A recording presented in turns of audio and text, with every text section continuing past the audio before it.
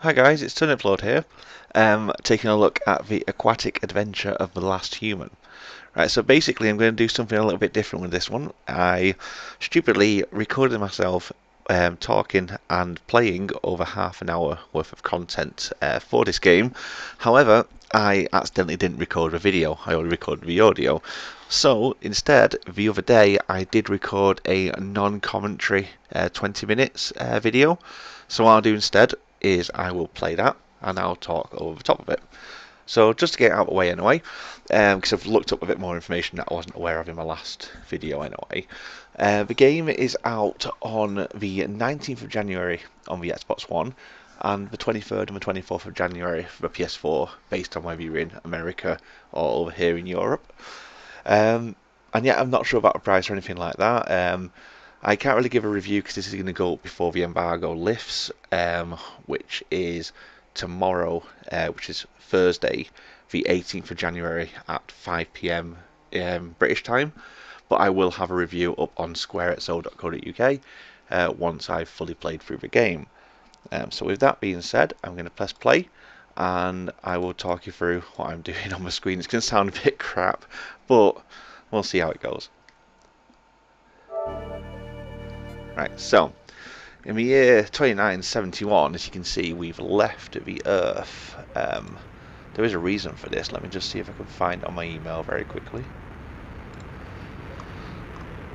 Yes, as resources begin to dwindle in the year 2971, a sub-aquatic spaceships were sent to nearby wormhole to look for habitable planets. Things didn't go as planned, as you can see. Went into a wormhole, and it's about to come straight back out, and we don't know what year it is now. So the ship is called Argo 9, and it's returned back to Earth thousands of years later.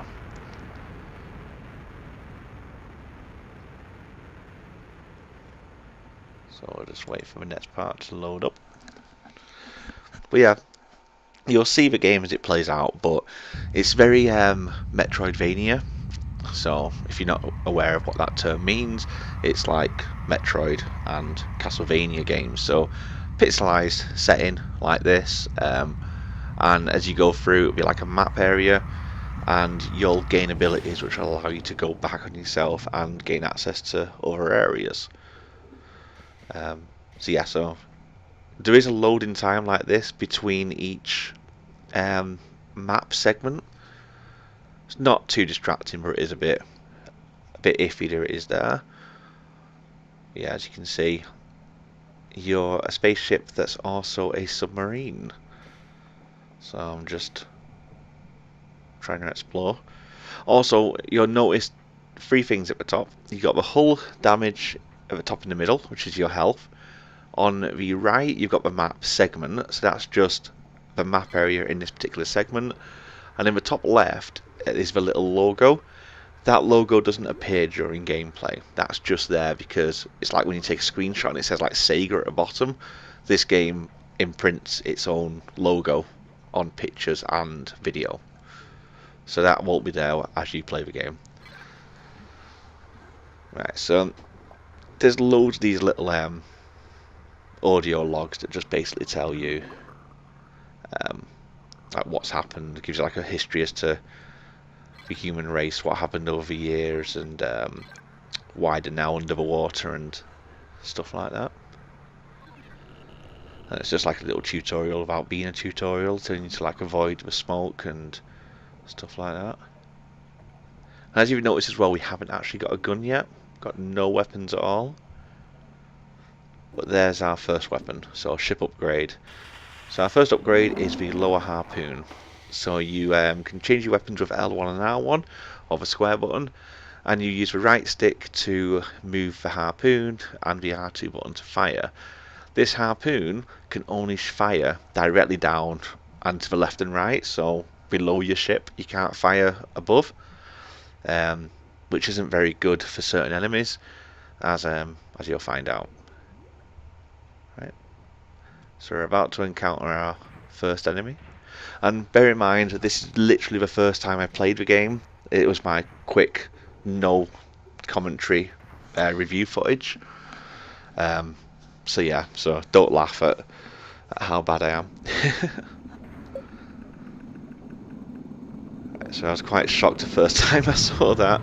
Yep, the first enemy you encounter after getting your first gun is a gigantic bloody worm that fires out little worms at you. Yeah. And he has a health bar as big as a Bloodborne boss as well. So you can imagine how this is going to go down.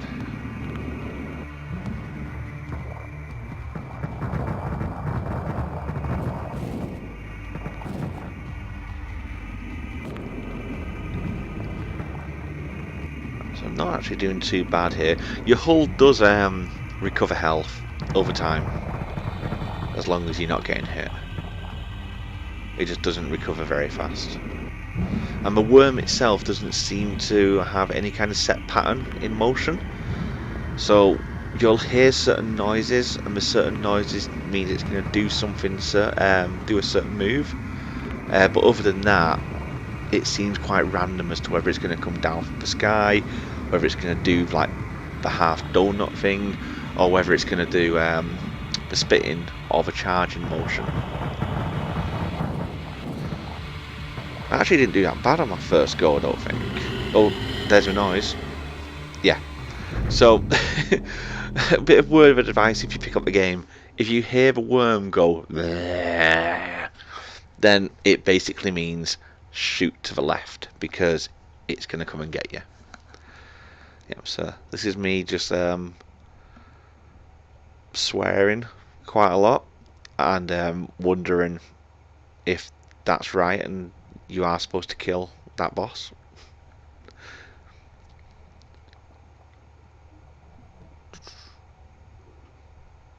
Don't know why I left it for so long, to be honest with you. Unless I was checking my tweets or something like that.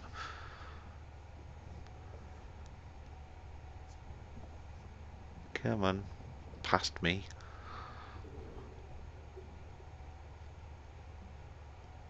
Yep, there we go. I'm alive. Right, so I decided to go back in for take 2. We'll see how we get on this time.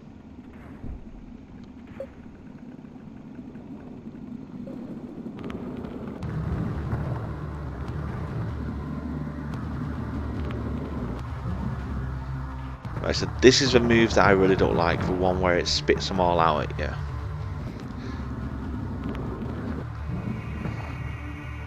The other moves aren't that bad because you actually get to attack the enemy.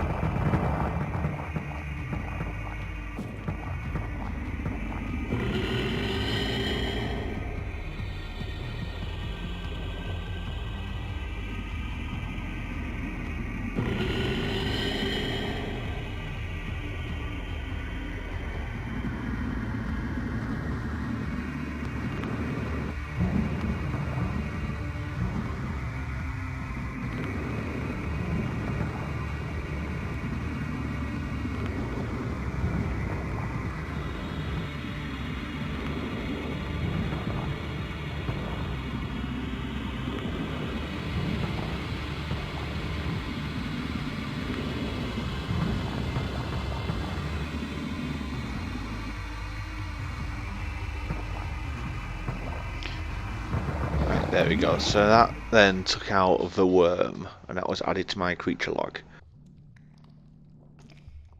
Yep, so if you hadn't noticed, we went inside the dead worm's body, or about to go out of its anus, back into the world. So, now it's a case of exploring. So like I said, it's like Metroidvania, where we can now get through those doors. So we've spotted a few of those before, we can now shoot the little lock and it'll let us get through, as normal.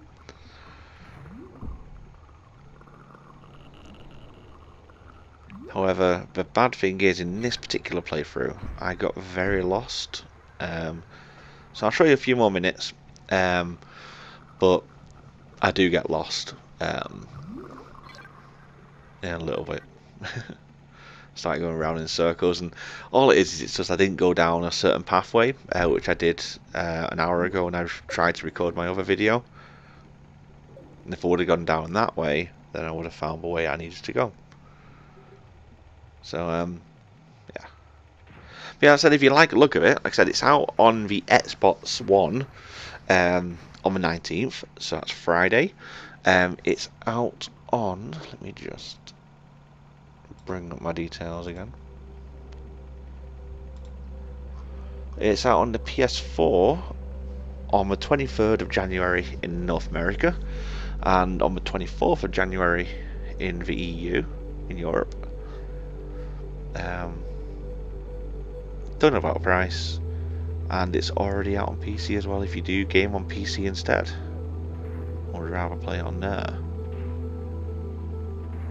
That's it. It's really easy to control. It's it looks really nice. The music is great. I love the music. The only things that I would kind of like to be a little bit different or a little bit better is the load time between segments. I know it's only about 3 or 4 seconds, but still things like that do tend to add up. But yeah, other than that, so far I've not really seen anything that majorly jumps out at me. The story is quite interesting as well, about obviously leaving the planet and then coming back to it millions or thousands of years later and seeing what's happened to the Earth. It's just the fact that you're in a spaceship that converts itself into a submarine as well.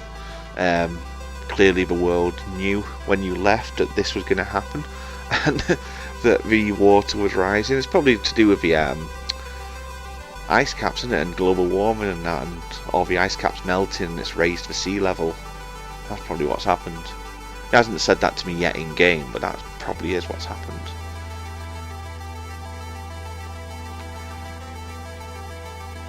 I like how it does that as well. Obviously the ship has now gone really tiny, so it could zoom out on the map and show you more of it. So that's me just looking at a map. So obviously it showed on there where the enemy, where the boss was, and each different segment in the Metroid-like map. Because in the top corner you have a real map, and when you press start you have the like Metroid-style segment map. So this is one of the other areas, I think it's Seaweed Forest. It's nice and colourful, very bright. There's a few more tapes, great forests, stuff like that. Right, we can't get through those yet as well, so another one of those things where you need a different weapon to allow you to get through kind of mechanic. So there's a health upgrade as well. Oh sorry, that was a repair speed, so that means that when you're damaged, if you stay still, you'll repair a lot faster than what you did before. Which is actually something I could have used in the boss that I am up to in my second playthrough now. One I didn't record. Because I'm up to a second boss on that one, who is turning out to be a bit of a pain in the ass.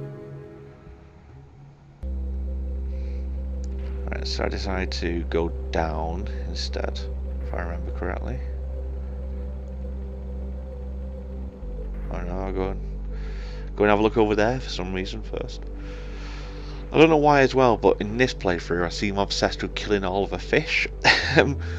Those fish don't hurt you if you just ride right into them, and that you just go past them. They're not hostile, so slaughtering them all with my harpoon doesn't really do anything. Right, now this is where I went wrong. So we got to the crossroads. See that what is there, the crossroads station, that is a fast travel station. So if you unlock more of those, then when you go into it you can like fast travel to all the different points. At the moment though, in this playthrough, there's only one that's been unlocked. Now what I should have done here is go down, but instead of going down, I think I go to the left. Yes. So that's why I was getting a bit lost, because I didn't go down. You also need to watch out for those bombs. They can blow up. There's a McDonald's down there as well. So even in whatever year it was, they've still got McDonald's.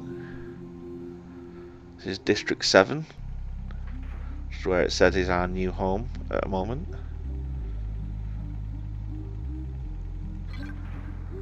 This is humanity's home now.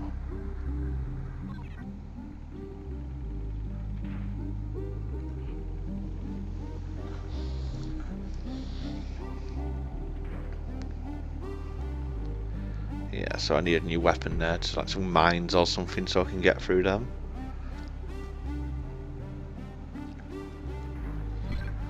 City of the future. And I can't get through there because I need something to allow me to go through the smoke.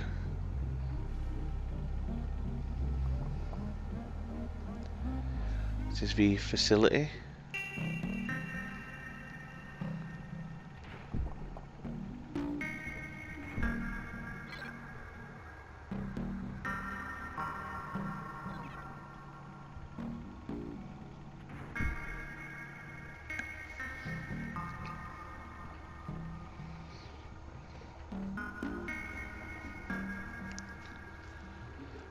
That's some kind of ID thing. It has to scan a certain thing and it allows you to go through.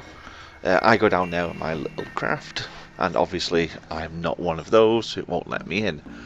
So that's going to require something else as well to allow me to get scanned and go in. However, I'm going to pause it there and I'm going to leave it. Basically, at this point, I just start going round and round in circles because I don't go down the correct path. But if you do want to see more, let me know, and I'll jump back onto my other save and go from there. Like I said, I'm up to a second boss on that one. Like I said, if you like the look of it, it's out the 19th on the Xbox, 23rd, 24th on the PS4, out on the PC now. If you like it, leave a like. Any comments, just leave a comment. If you want to share or subscribe, you can do. And yeah, I'll see you all in my next video.